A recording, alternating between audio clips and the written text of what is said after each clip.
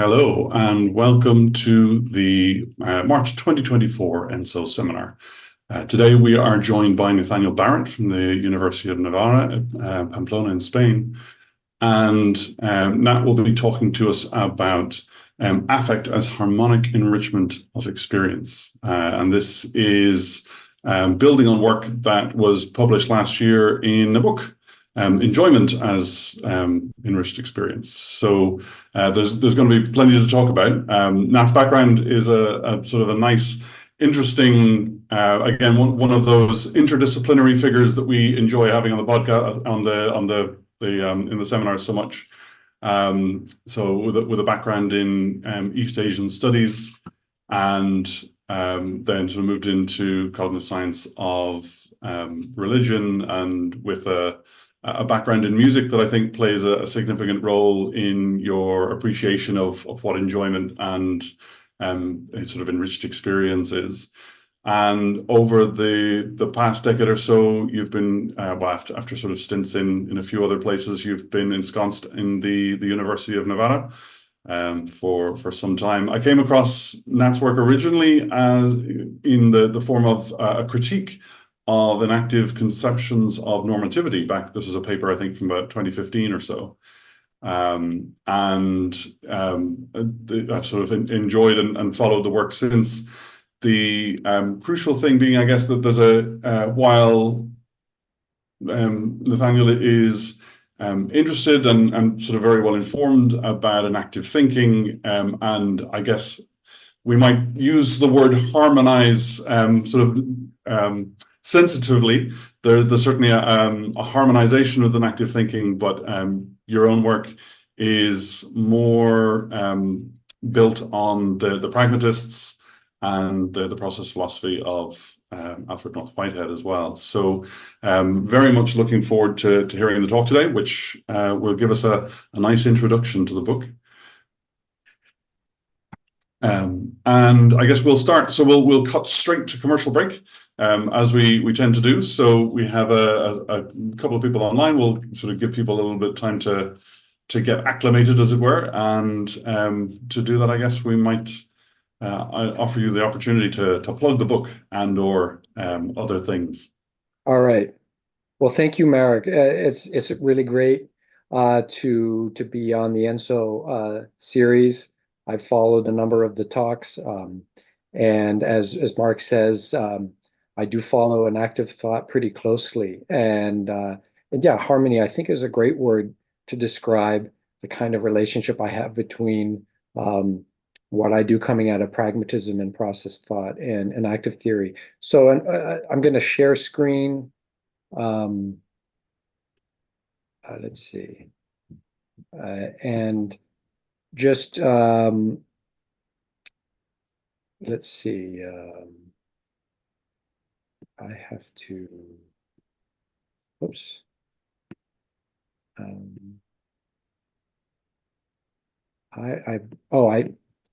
It was on I can't find what I was going to share, but it went away. Let me see. I was going to share the book cover, but let's see.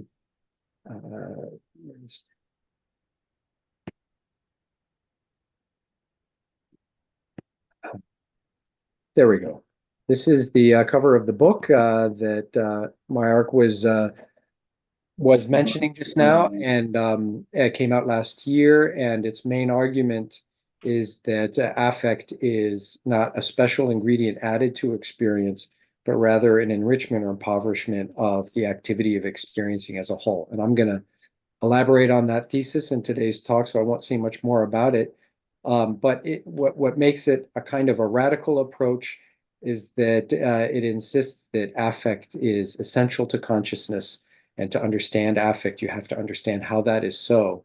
And also, it changes the way we understand consciousness, because it makes consciousness really about more about valuation and affect and motivation than about other things. That's the most important thing, perhaps, we can understand about experience. There's another thing I wanted to share, but since I can't find the links, I'll just talk about it. I have a project funded by the Spanish ministry, and Marek himself is a member, a participant in this project, and it's about normativity and the origin of mind is the title of the project. And it brings together an active theory with ecological psychology and also the teleodynamics of Terence Deacon. And it's basically a close conversation between those perspectives about the emergence of normatively guided behavior, which we describe as the capacity to make and act upon discriminations of value, like better or worse. And those three perspectives, all in their own way, make the case that that is at the root of cognition, is that capacity to make and act upon discriminations of value, but they do it in different way. And so we have this project in which these different perspectives are presenting their understanding of the most essential conditions for the emergence of normativity and how it works. And Mark and others are going to be a part of that project. I think Mark's going to put a link to the project website up on the chat part of the talk. So if you're interested in having a look at that, look at the website, or you can get in touch with me and ask to be put on the list of people. You can be invited to the talks, all of which are going to be recorded and put online and also live streamed. So that ends the commercial portion, and I'm going to go directly into the talk portion. Let's see, here we go. So if that's working correctly, so the title of my talk today is Affect as the Harmonic Enrichment of Experience. And Mark already alluded to the fact that I'm very interested in active theory, but I come from the perspective of pragmatism and the process philosophy of Whitehead. One of the things that has most interested me about enactive theory over the years is the close attention to the role of value in experience and in life and cognition as well. And actually, I would say I cannot think of another conversation right now where that topic is taken more seriously than enactive theory. And that's why I've been engaged, one of the reasons I should say why I've been engaged so closely in active theory.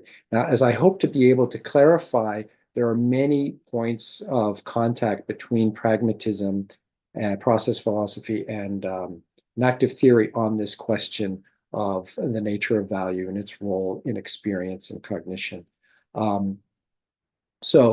But specifically, today's talk is focused on affect. And the first thing I have to do is clarify what I mean by affect, right? And so I think the easiest way to do that is to make reference to the standard circumplex model developed by James Russell, which is widely used by psychologists.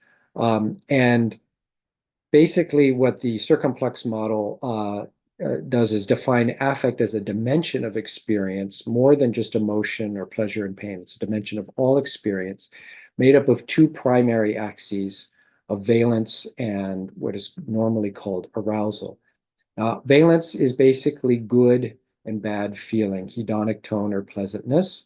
And arousal is understood in this context as felt arousal, that is like the felt energy level or excitement or activation of experience. And what's very important about this model, and the reason why I like to use it, is putting together valence, that is good and bad feeling or pleasantness, unpleasantness, together with an energetic component. There are limitations to this model, of course, and it should be kept in mind that maybe these two axes are not strictly independent. There may be some relationship between them. Also, perhaps there is no such thing as zero valence, although the model suggests that. We don't have to take that for granted. Also, people have suggested that there are other dimensions of affect that need to be taken into consideration, such as tension and motivational intensity.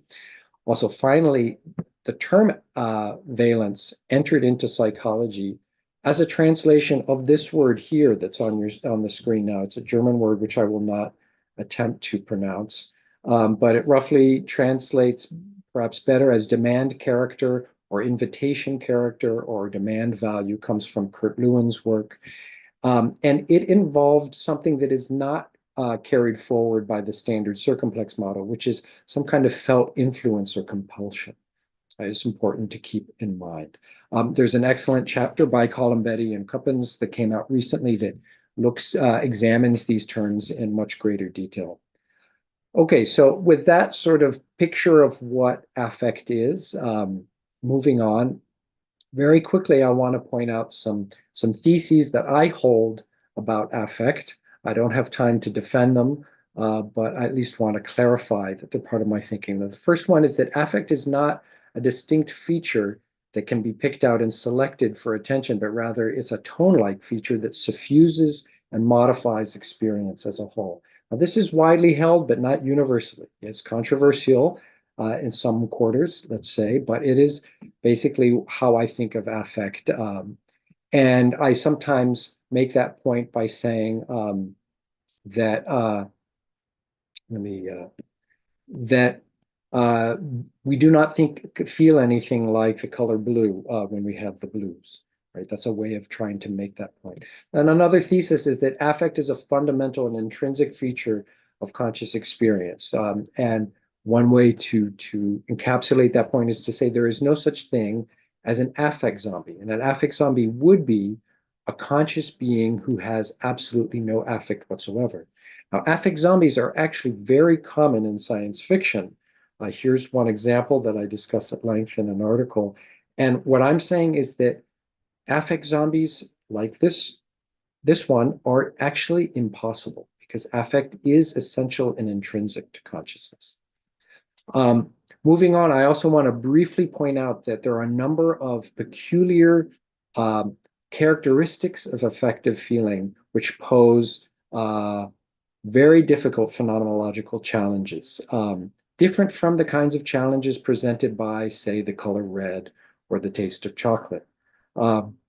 One way in which people get at the peculiar phenomenological nature of affect is to point out the problem heterogeneity, which has to do with the fact that if you look at many different kinds of pleasure and pain, you cannot find a common quality that marks them all as pleasant or unpleasant. I like to point out also that in cases of alliesthesia or hedonic flipping, that's when our experience of something changes in terms of its affective tone. It goes from being pleasant to unpleasant, for example, as when you eat a lot of chocolate, and by the fifth or sixth piece, as indicated in this graph, the chocolate is no longer pleasant, but actually unpleasant. Well, that change of affect is something very notable. It happens all the time, and yet it's very hard to describe what is changing in experience. So to sum up the phenomenological challenge, I say that despite their unmistakable presence and power and their pervasive role in experience, affective feelings are nearly impossible to describe because they have no distinctive quality of their own.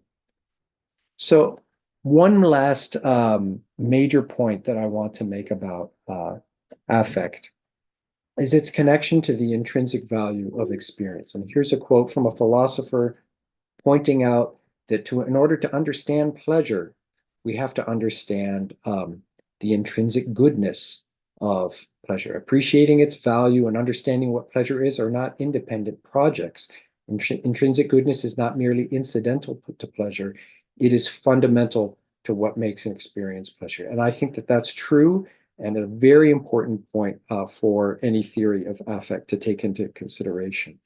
Just to be clear, this question is not the same as the question about the intrinsic value of the objects of experience. That's a different question, also very important. This has to do with the value of experience itself.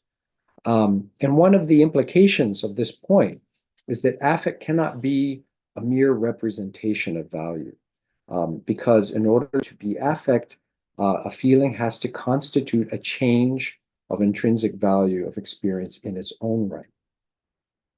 So now moving on, I want to talk about how value is a property of relational constitution. Now, this is very important in enactive theory. And this explains a little bit why I've been so interested in enactive theory over the years. You can say that enactive theory, this is a very common thesis in enactive theory, that value is inherent to the relational self-constitution of organisms.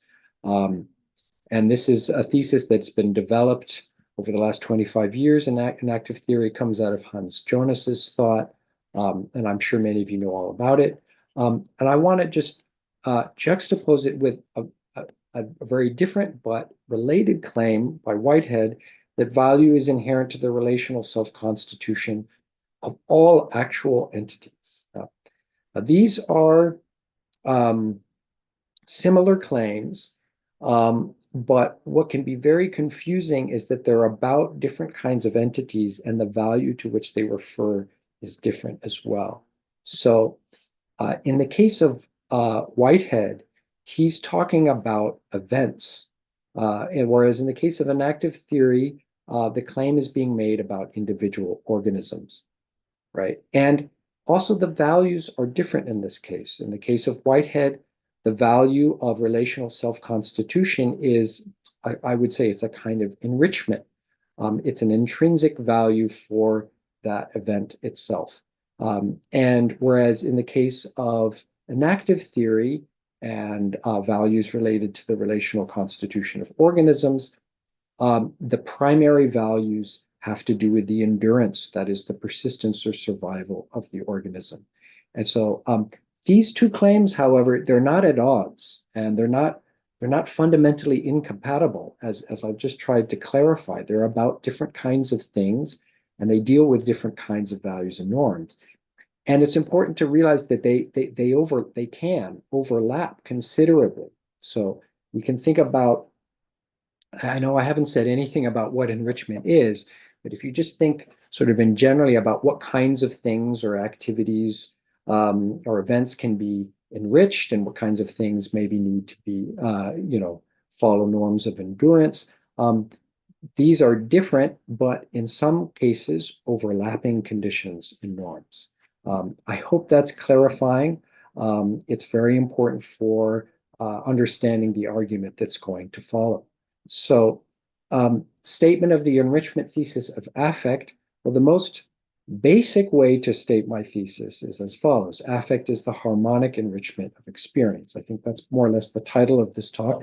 It's not very informative, but now, given what I've just said about relational constitution, I can elaborate on that statement a little bit and say affect is the harmonic enrichment of the relational self-constitution of experience.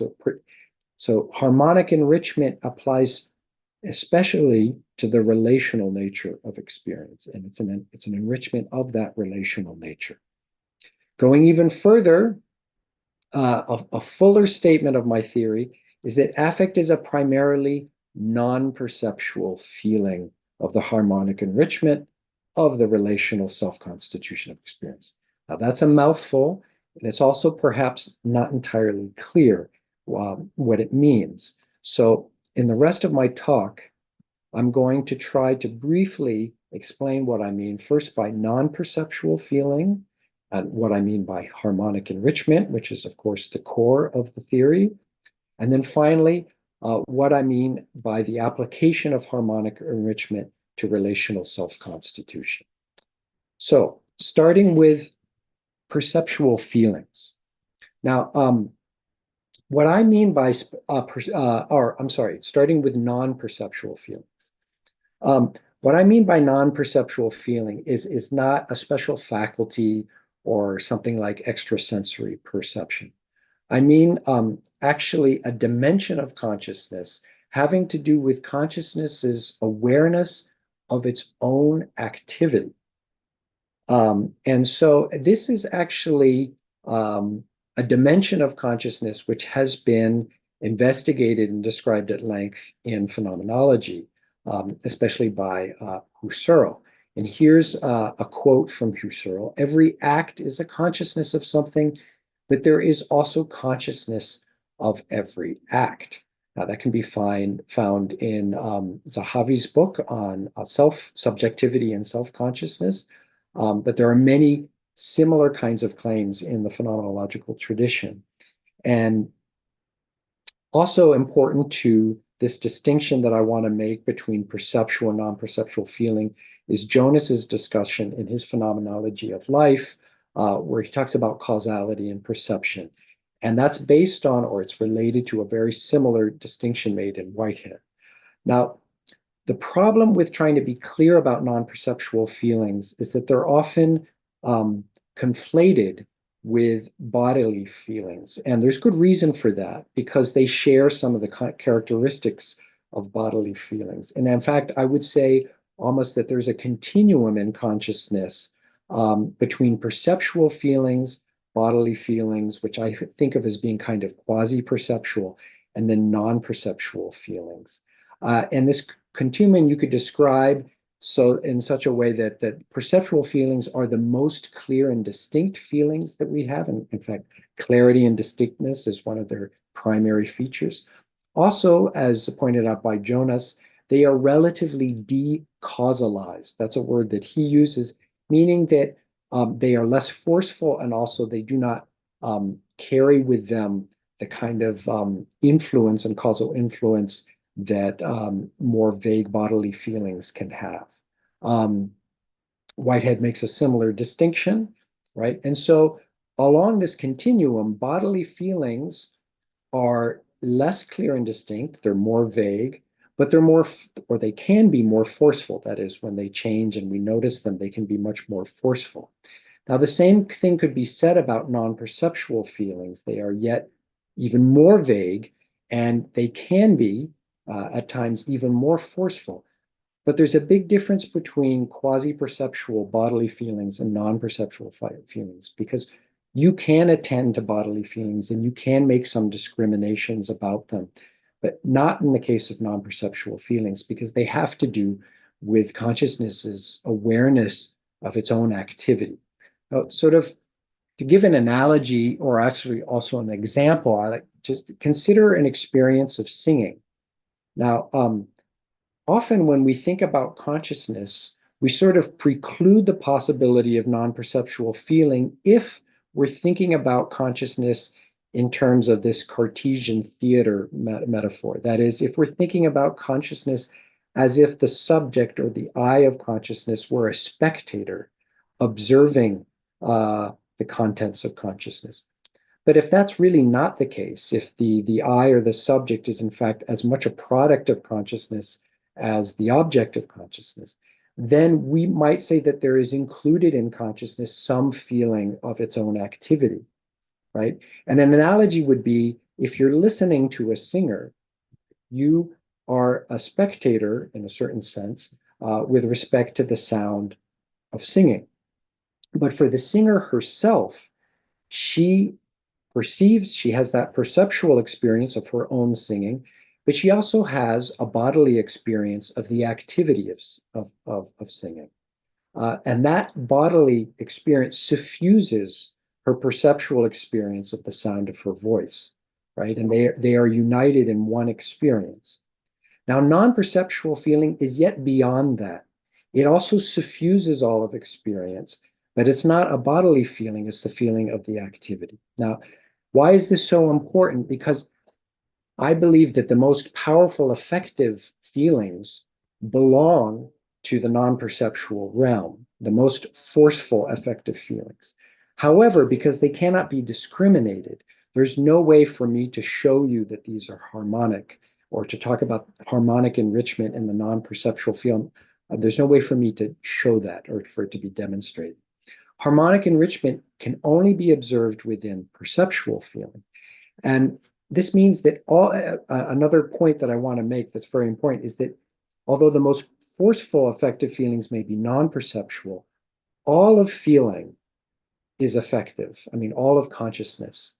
And it's just that perceptual feelings happen to be weaker in respect of their forcefulness, but they have the advantage of being more clear and distinct. So now let's consider how perceptual feelings can be enriched harmonically. So my understanding of harmony, it comes actually more from Chinese thought, from Western thought. And so it's worthwhile to just pause for a moment and talk a little bit about the concept of harmony in classical Chinese thought. And the concept of harmony in Chinese thought it goes back thousands of years, and it's rooted in experiences of cooking and music. It has to do with the way in which different flavors, when combined in a dish, enhance one another, and also the way different sounds of different instruments, when combined, enhance one another. Therefore, diversity is essential to this concept of harmony. And there's a common misconception of Chinese harmony that it has to do with sameness. Actually, you cannot make harmony. You cannot have this kind of enhancement of qualities without difference. And so diversity is essential to this Chinese concept of harmony. And although it's later developed into a much more general philosophical concept that can be applied to all things at all levels, it's rooted in this intensive property of qualitative enhancement. That's its core. That's at the core of the Chinese concept, that is based in the interactive nature of qualities. Right? It's very important. And I should also add that this sense of harmony is much more than the absence of conflict. It actually has to do with the enhancement, the intensification of the qualitative nature of experience. Also, it's not first and foremost a formal property. It really is much more about qualities than it is about formal properties. So with that in mind, if you want to know about or understand harmonic enrichment in the realm of perceptual experience, the first thing you have to do is pay attention to the interactive nature of qualities. And I think one of the most dramatic examples of this, or demonstrations, I should say, of this nature is found in this book by the famous artist Joseph Albers called Interaction of Color. And this book is actually, it's an exercise book. It's a book of problems or exercises that he developed for his students. And what you're seeing on your screen in their original form are arrangements of colored pieces of paper. And what Albers would do with his students is he would put all these different colored pieces of paper on the floor, and then he would give them a problem. And one of the typical problems would be make one color into two colors. And here you see there are perhaps infinite solutions to that problem, but here you see two solutions. And what is not apparent in this one on the left is that this is actually one strip of paper that's been covered over by two strips and then laid on top of these, right? And so if you remove these strips, you will find that this is actually one solid piece of colored paper, which in some respects is just one color, but it's made to look like two because of its surroundings. And the same effect is going on here. And so, whoops. So, I just exited by accident. There we go.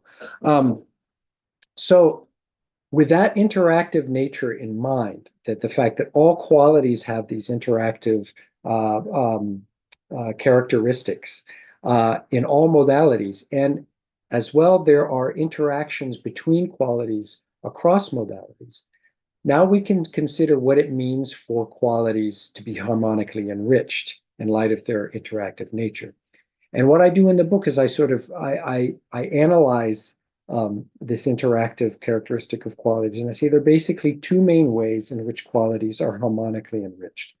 One has to do with the strength of contrast, and you can see that's typified by just juxtaposition of color opposites like yellow and violet, like you see on the screen. Another ways in which qualities can be harmonically enriched is through diversity of contrast, through combining many different kinds of qualities across modalities and within modalities. And those are the two different ways in which qualities are harmonically enriched. Now, every harmonic enrichment is unique, depending on the kinds of qualities involved and how they're arranged together. But there is a way to sort of measure, so to speak, the overall harmonic enrichment of qualities. And I call that property harmonic intensity. And harmonic intensity, which I've sort of graphically represented in the screen here, is equal to the strength of contrast compounded by diversity. And so in order to have harmonic diversity, you need more than just diversity. You need strength of contrast, but you need more than strength. You also need diversity. And that's what measures, so to speak, the overall harmonic enrichment of qualities in perceptual feeling. And now comes a very key point in my argument, which is about the connection between harmonic intensity or enrichment and aesthetic enjoyment. Now, what I need to be the case is that you can sort of intuitively grasp that there is some connection between harmonic enrichment and aesthetic enjoyment of qualities. But it's not a very powerful connection for some of you. For artists, it could be, nor is it necessarily strictly law-like, but it has to be there in some sense, or else the rest of my argument simply doesn't work. You have to be able to sort of see that there is some connection between the intrinsic value of our appreciation or our appreciation of qualities and their harmonic enrichment. But again, this only applies to perceptual feeling, and the whole difficult part of my theory is to apply this notion of harmonic enrichment to the non-perceptual realm of feeling. So this is the most difficult part of my argument, but I'll try to get through it as quickly and as simply as possible.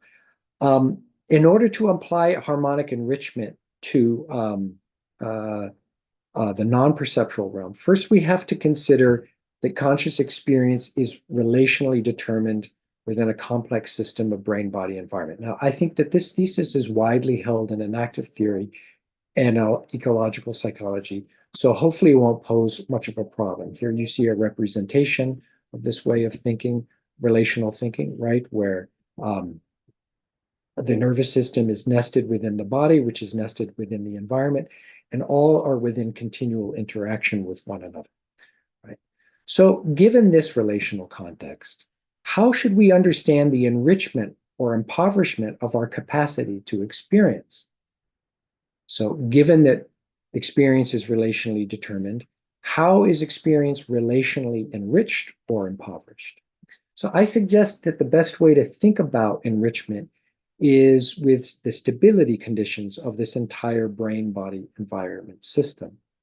And if you want a representation of how stability conditions change in a simple relational system, here you have a diagram from Kelso's work.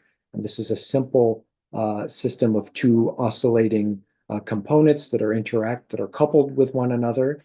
And depending on various parameters, such as coupling strength, the stability conditions of that entire system change. And that means that the stability of its states change, and also the number of its possible stable states change.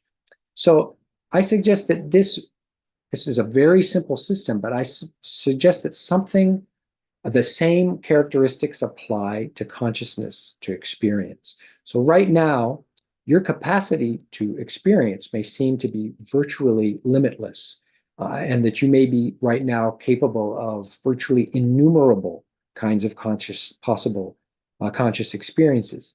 Nevertheless, it's not without some constraints. And those constraints, I suggest that we can think about them in terms of stability. So I have this term in the book that I elaborate at length, which is the conscious repertoire. The conscious repertoire is basically something like the adjacent possible of conscious experience as it is structured and constrained by current stability conditions, right?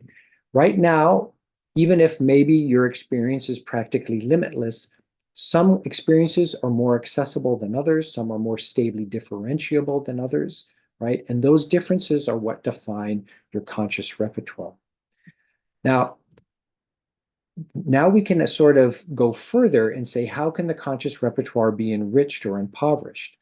Well, as demonstrated in this very simple case of the coupled oscillators, a dynamic repertoire can be enriched or impoverished in two basic ways, in terms of the relative stability of its states and the number of stably differentiable states that it has, right?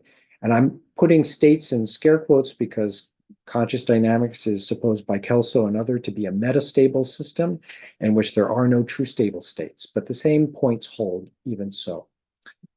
So finally, we can say that as the conscious repertoire changes in respect of both strength and relative stability of its states, the relational determination of conscious experience is enriched or impoverished. So that's, in a nutshell, how I apply harmonic enrichment to the relational constitution of experience. So now we can return to this third version of the thesis, which is a mouthful, and hopefully it makes a little bit more sense now. So basically, what I'm saying is that our affective tone is a feeling of what you might call the relational field within which the objective experience is constituted. So, and as that relational field changes, right, so does the affective tone, because that is basically what the affective tone of experience is. So, I mean, here's a metaphor. You might say that non-perceptual affective feelings are like feelings of how the object of consciousness resonates, so to speak, within the relational field of experience. And so as the relational field changes in respective stability conditions, so does the harmonic resonance of experience. So that allows us now then to sort of consider how similar objects of experience, or maybe even for all practical purposes, identical objects might, so to speak, resonate differently depending on the relational field in which they're constituted. And that would be what constitutes the difference of affective tone, which I'm representing here. On the right, you have what I'm suggesting is a stronger resonance. Here is another kind of resonance, which is enriched, but in this case, it's not just strength, but also maybe the width of resonance, which is changing. But also negative experiences might be changes of resonance within the relational field. Now, this resonance, again, it's metaphorical. I know there are theories of actual neural resonance. I'm not talking about those right now. I'm just using resonance in a more metaphorical way to describe how we feel changes of affective tone. And in my book, I go into great detail trying to account for different kinds of affective tone in terms of these changing properties of the relational field within which the object of conscious is constituted. So this is my last slide. These are some main implications. A lot of the theory, since it cannot be tested directly in experience, like I cannot show you that affective tone is a non-perceptual feeling of harmonic enrichment. The best way to test the theory is to trace out its implications for our understanding of affect. And here are just a couple of major ones. One is that, according to the theory, all changes of affect correspond to changes in our capacity to experience. So when our capacity to experience, as determined by the relational field in which objects are constituted, when that is enriched, we feel better. When that is impoverished, we feel worse. So, for example, pain is literally an incapacitating feeling. This also implies that the body's mechanisms of affective regulation, the pain and pleasure systems, work essentially by restricting or boosting our capacity to experience. Also implies that many varieties of enrichment, however, cannot be produced by the body alone, and they depend on the environment and on different kinds of skillful engagement with the environment. Another major implication of my theory is a way of addressing the paradox of tragedy, which is this question since Aristotle about why we like sad music or tragic plays and so forth. And music and the other arts, a religious ritual and festivity as well, I suggest provide enriched experiences of aspects of life that we normally find deeply troubling. So one of the things that these activities, this kind of culture does for us is that enriches our experience in a way that changes effectively our experience, but also our cognitive grasp at the same time, because for this theory, cognition and affect are really two sides of the same coin. Okay, hopefully I haven't gone too much over my time limit. I think I will move to the question and answer period now. So I will. That's great. Thank you. Thank you very much for that. That's excellent. So it's very exciting actually, because I almost entirely agree. There's kind of a couple of points that I want to pick up on and I'm kind of curious to unpack a little bit more. But I love it. It's sort of very close to a way that I've been sort of trying to figure out some things myself, and it's great to see it unpacked actually in this kind of with this kind of precision and systematicity. So wide number of things we could start with, but I guess what I might want to start with is your early distinction between perceptual and non-perceptual experiences, and in particular that gradation. You have them drawn as separate sets, but then you kind of said, well, it's probably a continuum between non-perceptual and quasi-perceptual feelings. And on the one hand, I entirely get where you're coming from with regards the idea that there is this field or aspect of experience that just is kind of indistinguishable. It just is. It's almost like the canvas on which the painting gets painted. So we can make all kinds of distinctions of the paint, but that canvas is just there. Now, that's way more Cartesian and/or sort of cognitive sounding than we want, but I guess it might get at the same get at the point, except that if we take embodiment seriously, then the canvas is necessarily bodily all the way through. And so I guess I'm going to ask this question twice with slightly different emphases. But the first one, I guess, is partly drawing on the likes of Sean Gallagher's work in particular, for example, where you have the body shaping the pre-noetic aspects of consciousness. Is the body not necessarily there, even in the case of non-perceptual feelings?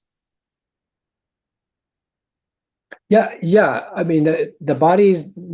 I guess I'm not sure I understand the question, because the bodily feelings are always there, according to the argument that I was making. They may be more or less prominent. Sometimes we're not aware.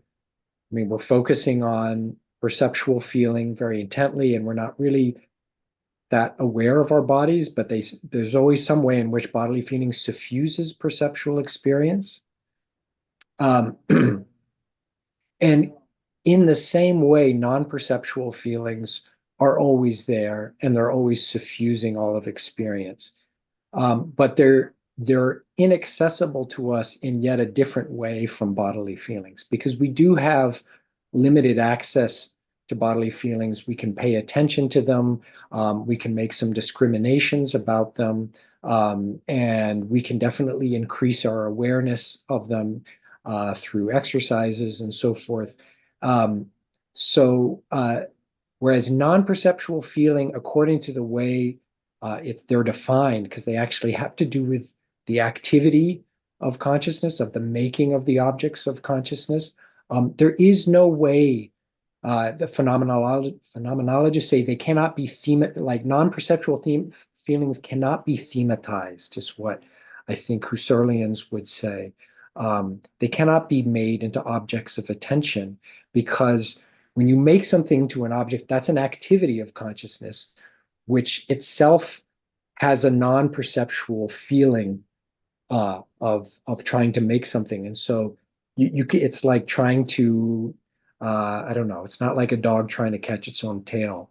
But there's something, the problem of non-perceptual feeling is it's related to bodily feeling, or it can be mistaken for bodily feeling, but it's not the same. And you have to sort of analyze conscious experience almost to see why that's the case.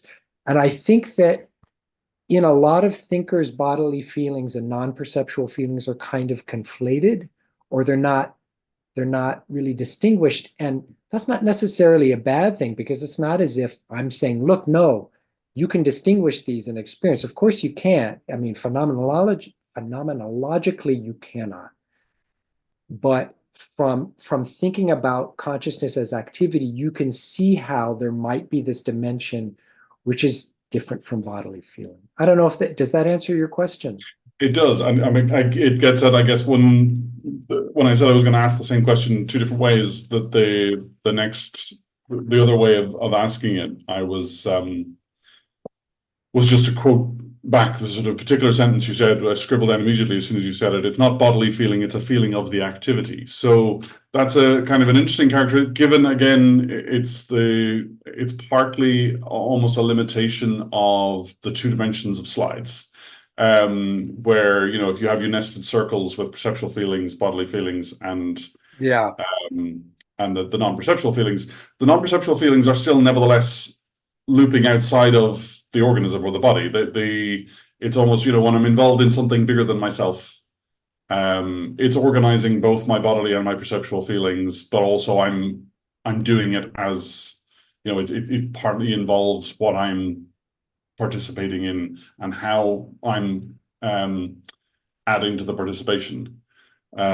So there's the aspect, the sort of the activity aspect, the overarching organization of experience and behavior is that seems to be part of what you're getting at. That's where the affect is. Well, it's where affect is more powerful. I mean, it's very important to my argument that all of experience is affective and that the perceptual part is not. I mean, I really do have to write an entire paper on this because the ways in which I agree and disagree with Jonas and others in the enactive camp on this point, and also the way in which I agree and disagree with Whitehead gets very fine.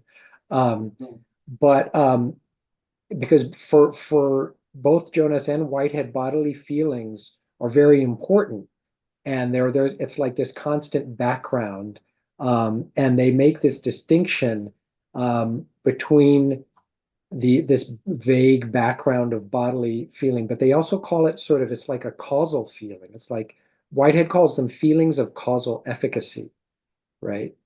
And both of them are arguing against the tradition that comes from Hume that says that we have no feelings of causation. And they're both saying, well, if you define causation as necessary succession or something, then Hume is right. And also, if you limit yourself to perceptual feelings, Hume may be mostly right as well. So both Jonas and Whitehead, they concede to Hume a certain point about the feeling of causation. But they say, but we have more than just perceptual feelings. And when we go beyond that, we have these very powerful, or we can have powerful feelings of causal influence. It's not necessarily succession, right? And both Jonas and Whitehead make this case that if you don't include that in your understanding of experience, everything is like unmoored and like you can't make sense of even perceptual experience without that deeper bodily causal background. Now, I'm making sort of a distinction within that background that I think is made by Husserl and the phenomenological tradition. And it's so it's a further distinction, but it's obviously from a phenomenological standpoint, it's not a distinction that we can just make because it's clear to us where, you know, what's a non-perceptual feeling that doesn't exist for us, right? Okay, cool. No, that clarifies things a lot. So, but I guess I want to then come back and say, is it not possible that I can have mixed feelings, insofar as and it might be because I'm engaged in two different things at the same time. You know, I'm torn in two different ways. Are there ways in which affect can have kind of distinctions within itself, even if they can't necessarily be distinguished from other things? That's a really good question. You know, a lot of people think that we do have effectively mixed feelings. I mean, mixed feeling is a common term, ambivalence and so forth. I am not so sure. I mean, my theory in a certain way suggests that we can't. Excuse me. That could be interesting. I mean, I could be wrong. And then that would be an interesting way in which my theory is wrong and it could be falsified. But it's not really clear what happens when we say we have mixed feelings. because there's a lot of room for ambiguity about what mixed means. And also, as a lot of people have pointed out,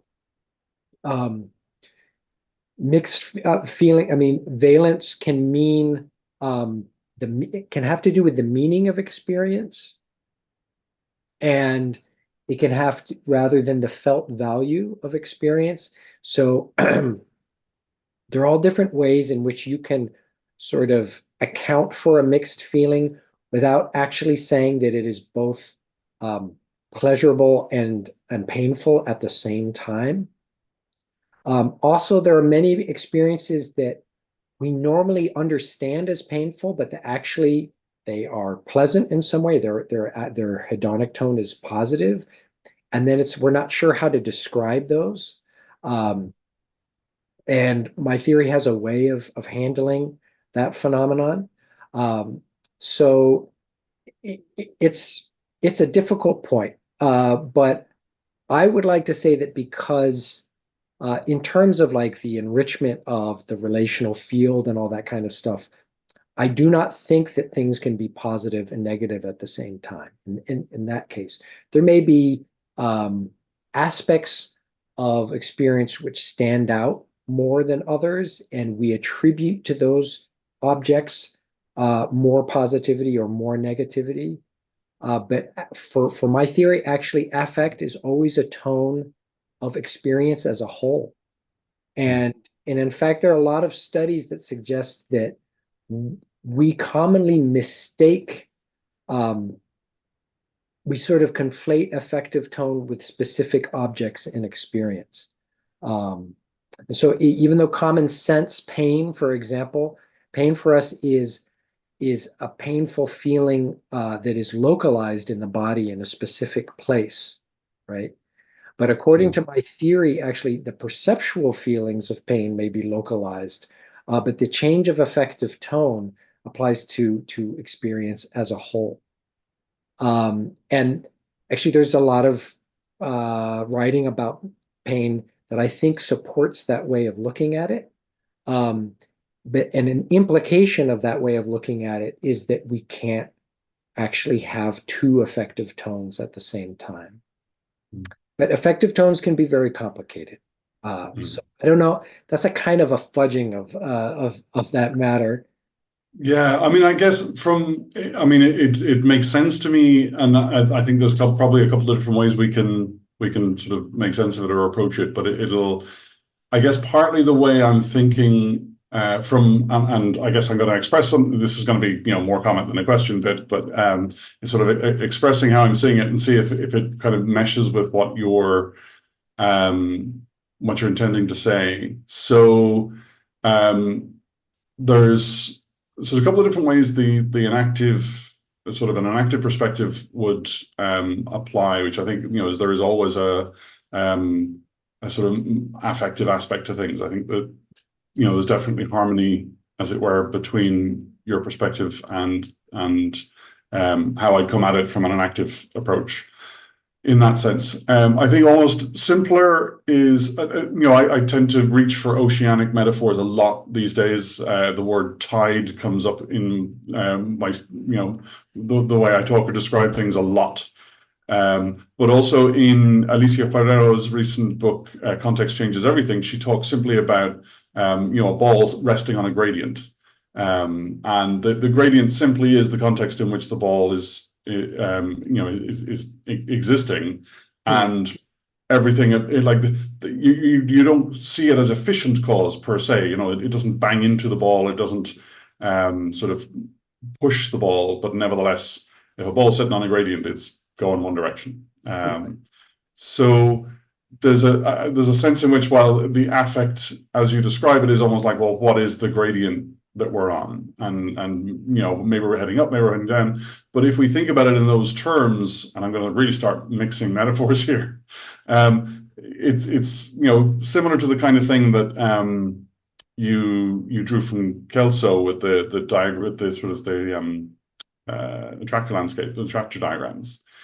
There's at least two ways of getting stability. So if we think of well, how is it that the overall stability or overall tone of the situation is achieved. It can be achieved because the situation itself is relatively stable, or can it be achieved by the fact that the situation exists in a field of two opposing forces that are almost equal? Oh, I see. And so I could be moving one direction because everything in the situation says this is where we're going, or I could be stationary because there's not much happening, or I could be stationary because I'm being pushed with equal force from both sides. Yeah. And they are the net result, which might we consider the overall affective tone, is relatively similar, but how we got there is dramatically different. And so I'm aware not just of my current state, but my change over time. I'm aware of that kind of a second order aspect of the situation, which is how delicate my current state is. Yeah, that's a great point that you just made, except there, if I understood you correctly, you said that the affective tone is the same, even though the conditions of how I got there are different. But it's precisely what I do in my book is point out that no, affective tone has to do with those conditions.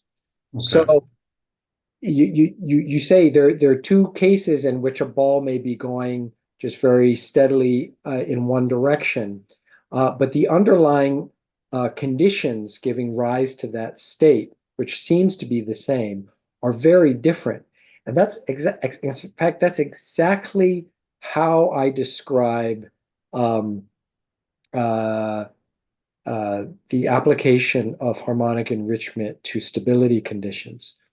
So when you have so just as a system may seem to have two stable states or one stable state, but the underlying stability conditions may be very different in one case rather than the other, right?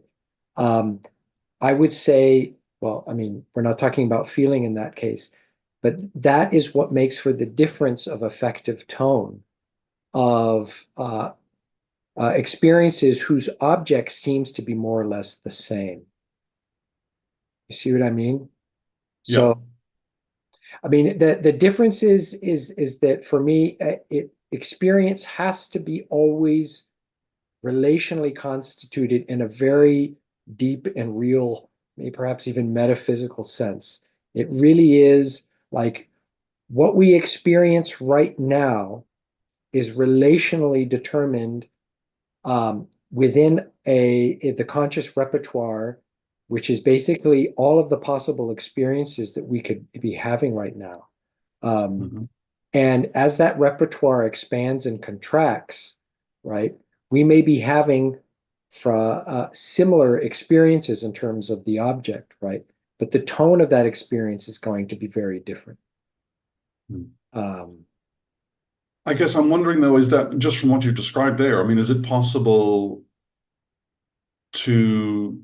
for there to be such a thing as a kind of meta affect then? If, am I drawn to things that will make me feel a certain way, that am I more likely, so I'm thinking partly in terms of Eric Rietveld's kind of that sort of professional dissatisfaction that he draws from Wittgenstein, when I, in a situation in which I have a certain amount of skill, I'll just feel that there's an action needs taking here. I'll know it sort of immediately. And am I more likely to be drawn? Can I come to be drawn to situations in which those kinds of feelings are more likely to occur? And so I guess there's a sort of almost like the potential for navigating an affective landscape, which will always fail, right? Because it's dependent on the environment and it's contingent, and I can't control all of those aspects of things, but I can nevertheless push myself towards certain domains rather than others. Is there a sort of a possibility for that? I mean, is there an extent to which I could become sensitive to the potential for affect? Yes. I guess so. And in that sense, I guess there is a way in which affect self-thematizes, as it were, because it we can perceive the possibilities of it, even if we can't necessarily perceive it as a distinct thing itself in the moment. Yes.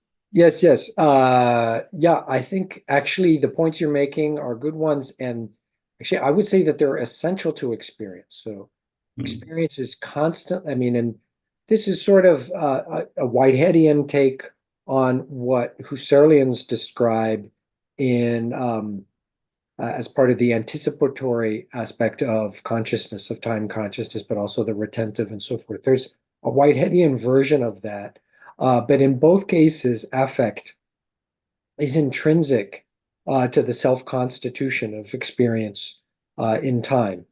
And experience is always seeking, from a Whiteheadian perspective, it's always seeking enrichment. But there are many different ways in which enrichment is available and can happen, and that's what powers basically our engagement with the world. And it's right. You are right to say that experience has these affective contours, and we are sensitive to opportunities for enrichment or impoverishment, and we act accordingly. But insofar as those opportunities are a function also of our environment and so forth, we're not always right about them, perhaps. But this is something that needs to be recovered in ecological psychology, because it's implicit in the concept of affordance. Affordances are affective. They're originally affective concepts, not just about possibilities of action. And then that's in that German word, which I can't pronounce, that apparently affordance is also sort of derived in part from that term. And I think ecological psychologists, they acknowledge that affective aspect of affordance, but it's not really worked out in much detail within that, as far as I know. But they do acknowledge that affordances have this invitation character, or Rob repulsion. Witthagen has a recent book on that, actually. Sorry, who? If you know it, Rob Witthagen. I'll send you the reference. I haven't had a chance. It's one of the many books sitting in my bookshelf that I've not had a chance to crack the spine of yet. But he looks at a affective Gibsonian, I think it's an affective Gibsonian neuroscience, perhaps. But I can't remember the title of it. But it may well have a sort of resources for precisely what you've been talking about, which it's kind of one of those things I thoroughly agree with. The ecological psychologists make the distinction, particularly, I mean, Gibson makes it, Eleanor Gibson uses it extensively in her developmental work, and Ed Reed talks about it a lot, which is the difference between performatory and exploratory actions. And exploratory actions are, if they're actions, then they're sort of organized by affordances, but in this case, they're affordances for the capacity to find affordances, as it were. It's almost there's a sort of an important sort of looking for possibilities, and often looking for where my possibilities are maximized. That is a sort of I think an important aspect of the kind of ecological psychology that hasn't been hugely well explicated, although there's so much recent work. I'm losing track, so there may well be a lot more to it these days than I give them credit for. But that's, I mean, it's not very well developed in my book, because I was just, most of the theoretical part of the book is about trying to explain how consciousness changes when we feel better or worse. Like, that's the central problem of the book. But in the last chapter, I sort of I revived this classical distinction between different kinds of pleasure that's been made forever. And it's not that some are morally better than others, but there is a major difference between the kinds of enrichment in which our body is able to play sort of a major or even necessary role by sort of enriching experience, and I call that pleasure. And then I call enjoyment the kind of enrichment which is much more about how we're engaging with the environment. And And before we went online, we were talking about Pinker's infamous remark that music is like cheesecake for the mind. Uh, um, and he is like oral cheesecake, is I think what he says. But he thinks of all pleasures, all kinds of enjoyment in the same way as they're like kind of buttons that can be pushed, right? And our body has various pleasure buttons, and there are various stimuli that we can encounter in the environment, and they push those buttons for us, right? And cheesecake pushes those buttons very nicely because it's fat and sweet. But enjoyment pushes other buttons, right? And that's basically his theory of pleasure. And I have to say, a lot of people think of pleasure that way. But I would say that there's a major difference between pleasures that do activate certain kinds of pleasure responses. We do have, our body is equipped to sort of enhance our feelings of some things that are supposed to be good for us. And as well, that's how pain works, of course.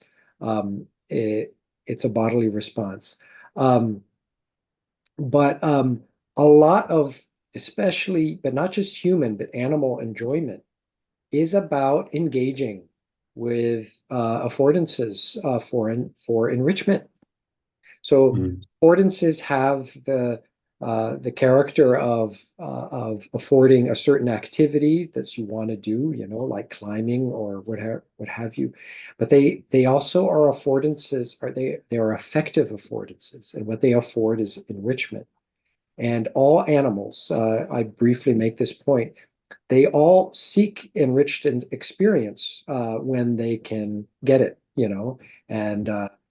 and that's why play is universal, because it's basically animals just finding ways to enrich their experience. And in the case of humans, there are sort of like the possibilities for effective enrichment are sort of infinitely multiplied by all the different kinds of culture that we use for effective enrichment. But yeah, it's definitely, there's this whole ecological realm of enjoyment, which is very important, but only briefly discussed in the book. That's superb. Our time is very much got away from us, so I don't want to hold you all day. But it's a wonderful note on which to end. I want to say thank you, Nat, for sharing your work and for presenting the seminar for us. Well, thank you so much for the invitation, Mark. It's been a pleasure. Okay, so thanks to those watching as well. And this will, as ever, be archived on YouTube. And we will hopefully see you all again next month for another ENSO seminar.